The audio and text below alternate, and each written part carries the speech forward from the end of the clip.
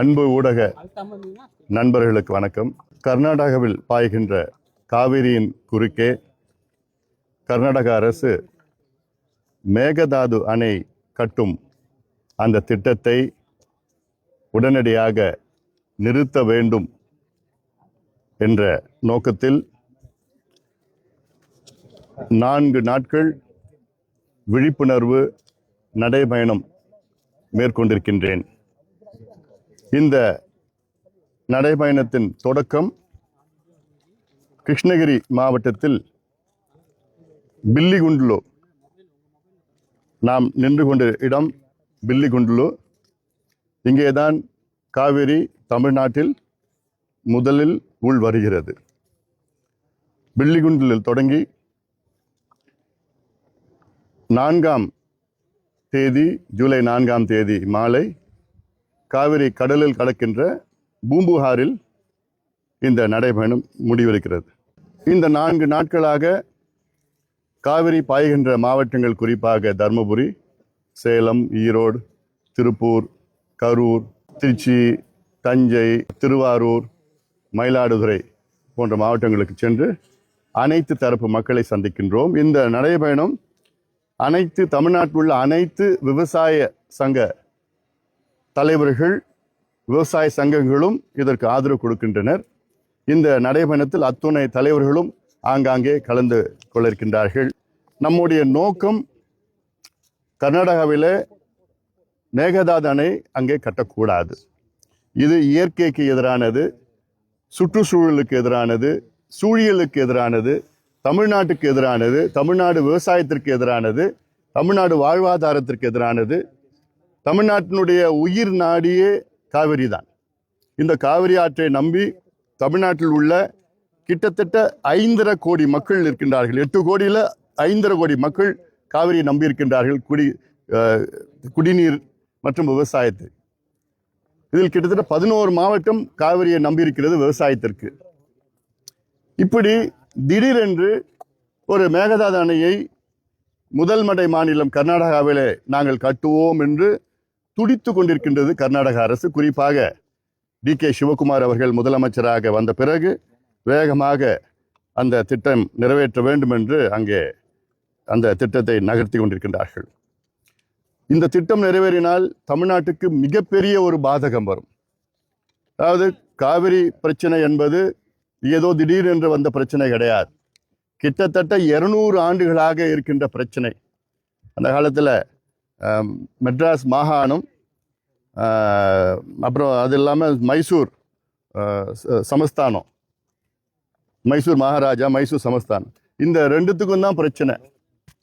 அதனால தான் முதல் ஒப்பந்தம் 1892 மெட்ராஸ் மாகாணமும் மைசூர் சமஸ்தானமும் போட்ட ஒப்பந்தம் போட்டிருக்காங்க. அந்த ஒப்பந்தம் சரியான முறையில் கடைபிடிக்கவில்லை என்று 1924 2வது ஒப்பந்தம் போடப்பட்டது. அந்த 2வது ஒப்பந்தத்தின்படி மேட்டூர் அணை நாம் கட்டிக்கொள்ளலாம், கிருஷ்ணராஜசாகர் அணை கர்நாடகா கட்டிக்கொள்ளலாம், அந்த பகுதியில் கட்டிக்கொள்ளலாம் என்று தான். அவ்வளோதான். அதன் பிறகு அந்த ஒப்பந்தம் 50 ஆண்டுகளாக அந்த ஒப்பந்தம் இருந்தது. 1974 அந்த ஒப்பந்தம் புதுப்பிக்கவில்லை. அப்பொழுது அந்த நேரத்திலே அது புதுப்பிக்குவதற்கு முன்பாக கர்நாடகா நம் அனுமதி இல்லாமல் 3 அணைகளை கட்டினார்கள். ஹேமாவதி, ஆரங்கி, கபினி, ஸ்வர்ணாவதியும் அதுக்கு முன்பு கட்டிட்டாங்க. இப்போ ஒவ்வொரு முறையும் கர்நாடகா தமிழ்நாட்டுக்கு பாதகமாக செயல்பட்டு இப்போ மேகதாது அணையை நாங்கள் கட்டுவோம் என்று சொல்கிறார். மேகதாது அணை கட்டினால், அதாவது இப்போ நம்ம இன்னைக்கு ஜூலை 1ஆம் தேதி நம்ம இருக்கிறோம். இதுதான் பில்லிகுண்டுலு.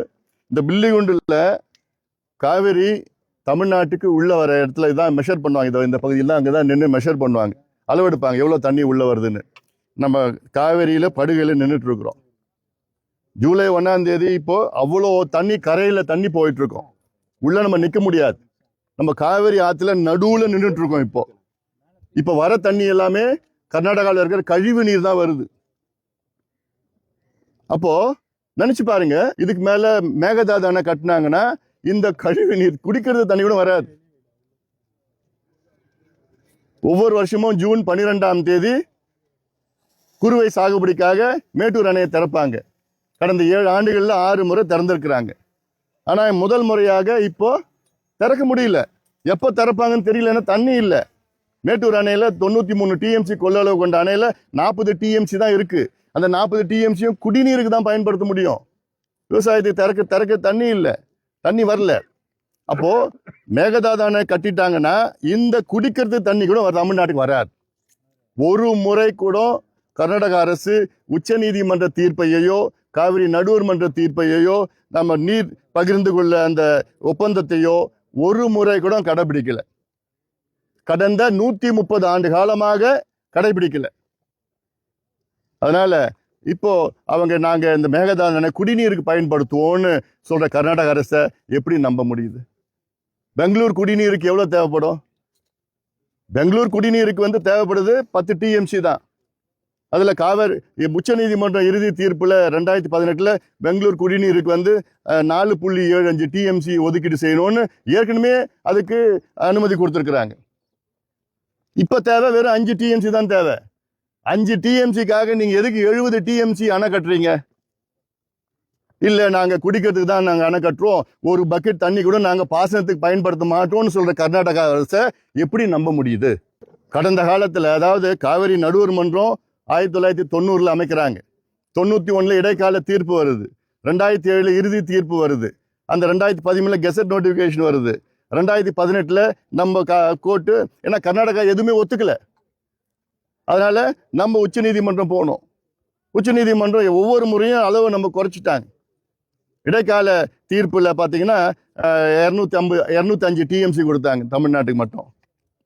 இறுதி தீர்ப்புல 192 டிஎம்சி கொடுத்தாங்க. உச்ச நீதிமன்ற தீர்ப்புல அது குறைச்சி 177.25 டிஎம்சியை குறைச்சிருக்கிறாங்க. அப்போ ஒவ்வொரு முறையும் நமக்கு தான் பாதிப்பு, நமக்கு தான் குறைச்சிருக்கு. 425 டிஎம்சி வெள்ளக்காரங்காலத்துல, இன்னைக்கு 177.25 டிஎம்சி கர்நாடகா நம்ம கொடுக்கணும். தமிழ்நாட்டில் வர்றது அது வேற, நொய்யல் ஆத்து மூலமாக அமராவதி பவானி ஆத்து மூலமா வர்றதுலாம் அது வேற. காவேரி நம்ம கொடுக்கணும். அதனால இந்த மேகதாது அணை கட்டினாங்கன்னா நமக்கு பாதிப்பு. கர்நாடக அரசு தவறான கருத்துக்களை சொல்லிட்டு வராங்க. ரெண்டாவது, இவங்க குடிநீருக்குன்னு சொல்லிட்டு நாளைக்கு பாசனத்துக்கு அந்த தண்ணியை பயன்படுத்தினாங்கன்னா நம்மளால எதாவது செய்ய முடியுமா? கேட்க முடியுமா? ஒன்றும் கேட்க முடியாது, சண்டை போட முடியாது. ஏன்னா கடந்த காலத்துல உச்ச நீதிமன்றம் தீர்ப்பு வழங்கி தமிழ்நாட்டுக்கு உடனடியாக 11 டிஎம்சி தண்ணியை உடனடியாக திறக்கணும்னு சொல்லியும் உச்ச நீதிமன்றம் சொல்லியும் கர்நாடகா கேட்கல. பிறகு உச்ச நீதிமன்றம் பிரதமர் அவர்கிட்ட வலியுறுத்தி நீங்க ஒரு கூட்டத்தை போட்டு தண்ணி திறந்து விட சொன்னீங்கன்னு பிரதமர் நரசிம்மராவ் அவர்கள் காலத்துல அவர் சொல்லியும் இவங்க கேட்கல. நடுவர் மன்றம் தீர்ப்பும் கேட்கல, ஒப்பந்தத்தையும் மதிக்கல. பிறகு இவங்க எப்படி இதை நீங்க பயன்படுத்துவாங்கன்னு. அதனால அது ஒண்ணு. ரெண்டாவது, மேகதாது அணை என்பது கிட்டத்தட்ட 12,500 ஏக்கர் வனப்பகுதியை, காட்டை அழித்து கட்டுகின்ற அணை அது. நம்ம நின்றுட்டு இருக்குள்ள இதெல்லாம் இது போன்ற காடுகள். இங்கிருந்து மேகதாது இங்கிருந்து 4 கிலோமீட்டர் தள்ளி தான். பில்லிகுண்ட்ல இருந்து 4 கிலோமீட்டருக்கு வடக்குல போனோம், அங்கதான் மேகதாது. இதே போன்று வனப்பகுதி தான். அந்த மரங்கள்லாம் பாருங்க, இந்த மரம்லாம் கிட்டத்தட்ட 100 ஆண்டுகள் பழமையான மரங்கள். இப்படிப்பட்ட மரங்களை அழிச்சு, காட்டை அழிச்சு கட்ட டேம் தான் மேகதாது அணை இன்னைக்கு இருக்கிற. அதாவது இது என்வாயர்மெண்டல் டிசாஸ்டர், இது சூழியல் பேரிடர் இது. ஏன்னா இவ்வளோ பெரிய காடு, 12,500 ஏக்கர் காடு. அதுல பாத்தீங்கன்னா காவிரி வைல்ட் லைஃப் சாங்சுரின்னு ஒன்று இருக்கு, காவிரி வனவிலங்கு சரணாலயம். இல்ல, அது புலிகள் சரணாலயம் இருக்கு. இப்போ யானைகள், புலிகள் இருக்கு, அல்ல எல்லா வனவிலங்குகளா இருக்கு, அல்ல அரிய வகை வனவிலங்குகளா இருக்கு. 4 கொம்பு மான் இருக்கு, இங்க வேற எங்கேயுமே இல்லை. அதுல ஆத்துல பாத்தீங்கன்னா அந்த மாசீர் மீன் ஒன்று இருக்கு, ஹம்பேக் மாசீர் மீன். இது வேற எங்கேயுமே உலகத்துல வேற எங்கேயும் கிடைக்காது, இங்கதான் இருக்குது. அதுல இதெல்லாம் அழிச்சு நாங்க டேம் கட்டு வரோம்னு சொல்லிட்டு இருக்கிறாங்க. அதனால இதை ஒருபொழுதும் விடக்கூடாது. இன்னொன்னு, இது சூழியல் நிபுணர்கள், என்வாயர்மெண்டலிஸ்ட்லாம், இது எல்லாருமே கர்நாடகாவில் இருக்கிற என்வாயர்மெண்ட்ஸ்லாம் இதுல எதிர்க்கிறாங்க. கூடாது, இது பிரச்சனை வரும். இவ்வளோ பெரிய காட்டு அழிச்சு ஒரு டேம் கட்டுறாங்கன்னா அது ஏற்றுக்கொள்ள முடியாது. நம்ம காடு அது. ஏன்னா பாரிஸ் ஒப்பந்தத்தின்படி நம்ம காடுகள்லாம் அதிகப்படுத்தணும். அந்த ஒப்பந்தத்தில் நம்ம கையெழுத்து போட்டிருக்கோம். சர்வதேச பல ஒப்பந்தத்தில் நம்ம கையெழுத்து போட்டிருக்கோம். இன்டர்நேஷனல் பயோடைவர்சிட்டி ஆக்ட்லாம் இருக்குது, அதில் கையெழுத்துலாம் போட்டிருக்கோம் நம்ம. அப்போ ஒரு காடு இவ்வளோ பெரிய காட்டை அழிச்சு பண்றதுலாம் அது முடியாது. ரெண்டாவது, இங்க மேகதாது பக்கத்துல இவ்வளோ பெரிய டேம் கட்டினாங்கன்னா நாளைக்கு இது சம்பந்தமா பெங்களூர் நகரத்துல பூகம்பம் கூட வர்றதுக்கு வாய்ப்பு இருக்குன்னு நிபுணர்கள் சொல்றாங்க. இது எல்லாத்துக்கும் தான் பாதிப்பு. சைனாவில் 3 கார்ஜஸ் டேம் கட்டினாங்க, உலகத்திலே பெரிய அணை. அதை கட்டின பிறகுதான் சுத்தி இருக்கிற பகுதியில் அதிக அளவில் பூகம்பம் வந்திருக்கு. இவ்வளோ பிரச்சனைகள் வர இருக்கிற நாங்கள் கட்டியே ஆகுவோம். ஏன்னா DK சிவகுமார் அவர்களுடைய தொகுதி கனகாபுரம், இந்த பகுதி மாண்டியா மாவட்டம். 2028 பிப்ரவரி மாதம் தேர்தல் வருது கர்நாடகாவில். அது தேர்தலுக்காக மக்களை திசை திருப்பி, மக்களை திரட்டி கன்சாலிடேட் பண்ணி அது வெற்றி பெறணும். அதனால தமிழக அரசு இதை சட்ட ரீதியாக இதை தடுக்கணும். ஒரு வழக்கு கிடையாது, பல வழக்குகளை போடுங்க. சும்மா நாங்கள் ஒரு வழக்கு போட்டுட்டு அமைதியாக இருக்கிறது கிடையாது. பல பேரை சொல்லி பல வழக்குகளை போடுங்க. இந்த வழக்குகள் தொடர்ந்து அடுத்த 30, 40, 50 வருஷம் இருந்துட்டு இருக்கணும். என்வாயர்மெண்டல் சம்பந்தமா ஒரு வழக்கு போடுங்க, வனவிலங்கு சம்பந்தமா வழக்கு போடுங்க, புவியியல் சம்பந்தமா வழக்கு போடுங்க, சுற்றுச்சூழல் சம்பந்தமா ஏதாவது ஒன்று அந்தந்த வழக்கு போட்டு, இல்லை பாதிப்பு விவசாய சம்பந்தமா வழக்கு, பல வழக்குகள் பல தரப்பு போயிட்டு அது தொடர்ந்து வந்துட்டு இருக்கணும். அது கேரளா அதுல எக்ஸ்பர்ட், அதுல வழக்கு போடுறதுல. முல்லை பெரியார் அணை சம்பந்தமா இவ்வளோ வழக்கு போட்டு போட்டு போட்டு தள்ளி வச்சுட்டு இருக்கிறாங்க. நம்மளும் அது சட்ட ரீதியாக அணுகணும். இன்னொன்று, தமிழ்நாடு அரசு சமீபத்தில் சட்டமன்றத்தில் ஒரு தீர்மானம் கொண்டு வந்திருக்காங்க. தீர்மானத்தில் பார்த்தீங்கன்னா மேகதாது நடுவர் மன்றம். இது தமிழ்நாட்டுக்கு மிகப்பெரிய ஒரு பாதிப்பு. இது டிசாஸ்டர் தமிழ்நாட்டுக்கு. அதாவது முதல்ல மேகதாதுவே நம்ம ஏத்துக்கல, பிறகு மேகதாது நடுவர் மன்றம் எப்படி நம்ம ஏத்துப்போம்? நம்ம ஒன்று ஏத்துக்கிட்டா அடுத்த 2வது ஸ்டெப்பு நம்ம போவோம். இப்போ இது முதல் ஸ்டெப்பே நம்ம ஏத்துக்கல, அதுக்குள்ள 2வது ஸ்டெப் எப்படி நம்ம போவோம்? இவங்க சொல்ற காரணம்னு சொல்றாங்க, அது குடிநீருக்காக, அதனால நாங்க ஒரு நடுவர் மன்றம். இவங்க சொல்றது பொய். அந்த பொய்யை நீங்க எப்படி நம்பலாம்? குடிநீருக்கு உங்களுக்கு இன்னும் தேவைப்பட 5 TMC. அதுக்கு எதுக்கு நீங்க 70 TMC அணை கட்டுறீங்க? காவிரினா ஒரு நடுவர் மன்றம் தான், அதுல இன்னொரு நடுவர் மன்றம் எதுக்கு உங்களுக்கு? இந்த நடுவர் மன்றம் கர்நாடகா கேட்கணும். கர்நாடகா கோரிக்கை அது. இப்ப நாளைக்கு கர்நாடகா சொல்றாங்க, சரி நாங்க நடுவர் மன்றம் ஏத்துக்கிறோம்னு சொன்னாங்கன்னா நீங்க என்ன பண்ணுவீங்க? அந்த நடுவர் மன்றத்தில் யார் வருவான்னு தெரியாது. அவங்களும் மனுஷங்க தானே, அவங்களையும் ப்ரெஷர் பண்ணலாம் இல்லை? நாளைக்கு ப்ரெஷர் பண்ணி சரி 70 TMC வேண்டாம் 65 TMC கட்டிக்கிங்கன்னு சொன்னாங்க, நீங்க ஏத்துப்பீங்களா? நடுவர் மன்றம் தீர்ப்புன்னு சொல்லிடுவாங்க. அதனால இதெல்லாம் போகாத ஒரு வழி சொல்றது. இதெல்லாம் தவறுதலா அங்கே சட்டமன்றத்தில் கொண்டு வந்திருக்கிறாங்க. தமிழக அரசு ஈகோலாம் பார்க்காதீங்க, தவறு நடந்து போச்சு, திரும்ப பெறுங்க.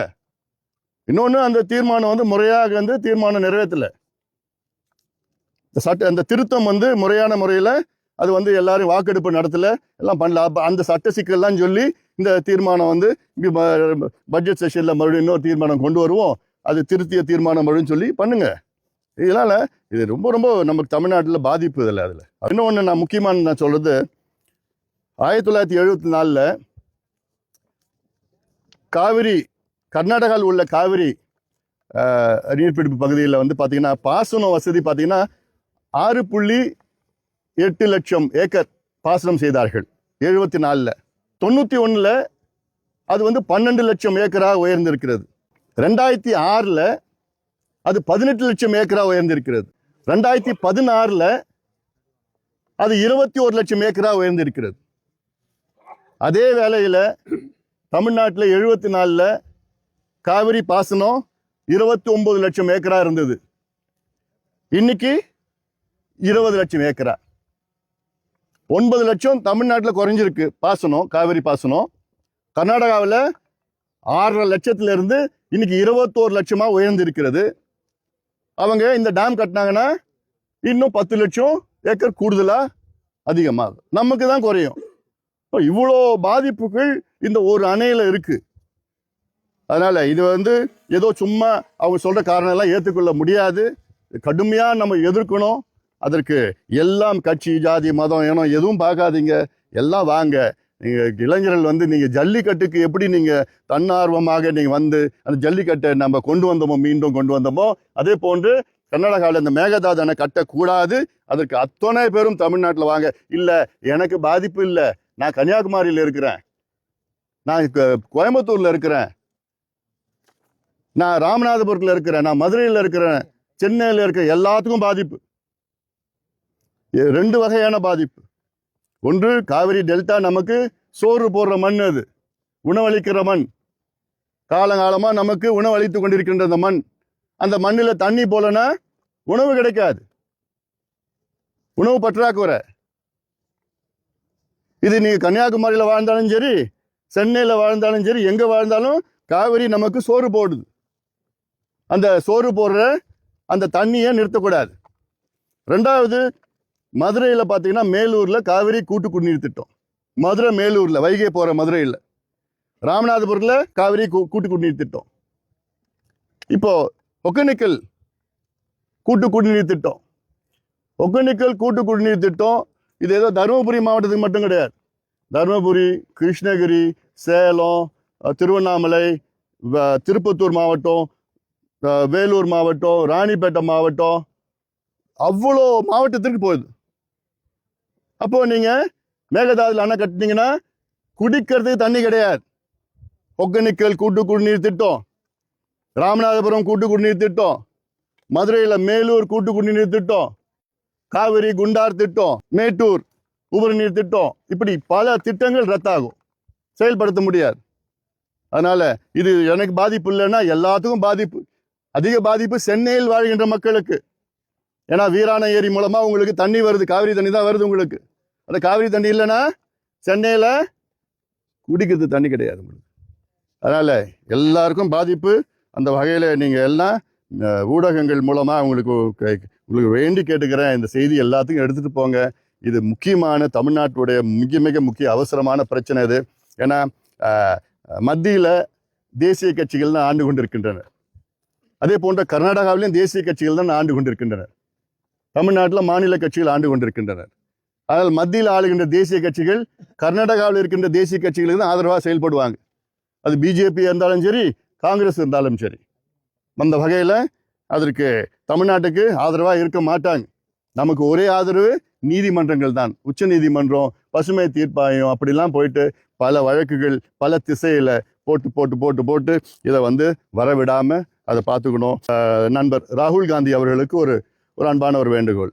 ராகுல் காந்தி அவர்கள் அந்தமான் தீவில் கிரேட் நிக்கோபார் ப்ராஜெக்ட் ஒன்று ஒரு திட்டம், மத்திய அரசு அது கொண்டு வர இருக்கின்ற திட்டம். அது ஸ்ட்ராட்டஜிக்கல் எக்கனாமிக்கல், அது ஒரு நமக்கு பலம் சேர்க்கின்ற திட்டம், சீனாவுடைய ஆதிக்கத்தை குறைக்கின்ற திட்டம். அந்த திட்டத்தில் ஒரு பகுதி, அந்த தீவில் இருக்கிற ஒரு பகுதி காட்டை அப்புறப்படுத்தி இல்லை கொஞ்சம் விலக்கி அது அந்த திட்டத்தை கொண்டு வர திட்டமிட்டுகின்றார்கள். இதற்கு மரியாதைக்குரிய திரு ராகுல் காந்தி அவர்கள் அதை கடுமையாக எதிர்க்கின்றார். அந்த இடத்த போய் பார்வையிட்டு அவ்வளோ பெரிய மரத்தை அழிக்கிறாங்க, இவ்வளோ பெரிய மரங்கள்லாம் அழியும் அப்படிலாம் சொல்லி அது அவருடைய எதிர்ப்பை தெரிவித்திருக்கின்றார். அவருடைய எண்ணங்களுக்கும் அவருடைய உணர்வுகளுக்கும் நிச்சயமாக நாங்கள் மதிப்பளிக்கின்றோம். ஏன்னா நானும் ஒரு சுற்றுச்சூழல் ஆர்வலர். ராகுல் காந்தி அவர்கள் இது என்வாயர்மெண்ட் மிகப்பெரிய அளவில் பாதிக்கப்படும் சொல்லியிருக்கார். அது நானும் அதுக்கு உடந்தையா இருக்கிறேன். அந்த கருத்துக்கு நானும் உடந்த. அதே மரியாதைக்குரிய ராகுல் காந்தி அவர்கள் இந்த மேகதாது அணை கட்டினா 12,500 ஏக்கர் காடு, பழமையான காடு, அவ்வளோ விலங்குகள் இருக்கு, வன விலங்குகள்லாம் இருக்கு, அதையெல்லாம் அழிகின்ற ஒரு சூழல் இருக்கிறது. அதே உணர்வை வைத்து மரியாதைக்குரிய திரு ராகுல் காந்தி அவர்கள் இந்த மேகதாது திட்டத்தையும் எதிர்க்க வேண்டும். எதிர்ப்பது மட்டும் கிடையாது, அவருடைய காங்கிரஸ் ஆட்சியில் இருக்கின்ற முதலமைச்சரிடம் சொல்லி இதை கொண்டு வராதீர்கள், காடு அழியும், சுற்றுச்சூழல் அழியும், வன விலங்குகள் அழியும், பிற்காலத்தில் பிரச்சனை பெரிய அளவில் சூழல் பிரச்சனை வரும் என்று அறிவுரை சொல்ல வேண்டும். இதான் எங்களுடைய கோரிக்கை. நாங்கள் ராகுல் காந்தி கிட்ட சண்டை போடுறது கிடையாது. அவருடைய எண்ணமும் எங்களுடைய எண்ணமும் ஒன்று தான்.